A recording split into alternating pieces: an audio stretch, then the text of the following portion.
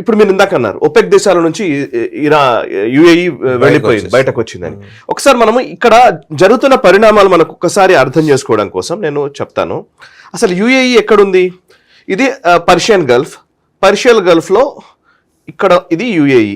Dubai ఇక్కడ ఉంది, right? ఇదంతా యుఏఈ కిందకి వస్తుంది. దుబాయ్, అబుదాబి అండ్ ఇటువైపు ఉన్నటువంటి ఇదేంటి రసల్ ఖైమా అండ్ ఇవంతా అజ్మెన్, ఇదంతా కూడా యుఏఈ కిందకి వస్తుంది. యుఏఈ భూభాగం ఇది. చూసారు ఈ వైట్ లైన్, ఇదంతా యుఏఈ భూభాగం. సో యుఏఈకి అతి సమీపంలోనే, అంటే మిగతా దేశాలతో పోల్చితే ఇక్కడ యుఏఈ ఉంది, బహ్రెయిన్ ఉంది, ఈ పక్కకొస్తే కువైట్, ఈ ఖతార్ ఉంటుంది మధ్యలో. సో ఈ దేశాలన్నిటితో పోల్చితే హార్మోజ్ కి చాలా దగ్గరలో ఉన్నటువంటి భూభాగం యుఏఈ. ఈ హార్మోజ్ జలసంధి ఇది. మామూలుగా పర్షియన్ గల్ఫ్ నుంచి వచ్చేటువంటి అన్ని ఆయిల్ షిప్మెంట్స్ ఈ దీని గుండా ఇలా బయటకు పాస్ అవ్వాల్సిందే.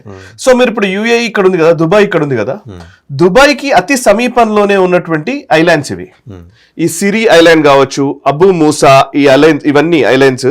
అబు మూసా ఇది, ఓకే. ఇక్కడ ఉన్నటువంటిది గ్రేటర్ టూంబ్, ఇది లెస్సర్ టూంబ్, ఓకే. ఈ ఐలాండ్స్ అన్ని ఇరాన్ కంట్రోల్లో ఉన్నాయి.